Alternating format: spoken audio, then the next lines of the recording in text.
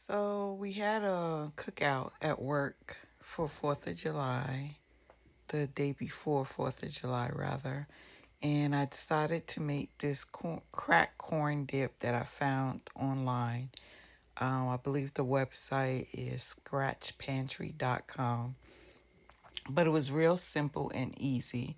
So there's like corn, green chili, jalapeno, cilantro, green onions, mayonnaise, sour cream, sharp cheddar cheese, garlic powder, and salt and pepper.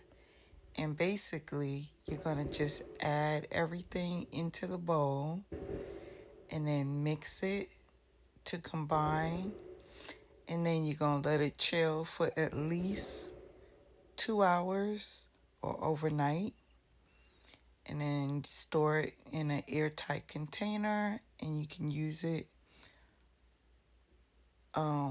It can stay in the fridge for like up to 4 days according to the directions. But trust me, this thing is so good, it's not going to last 4 days.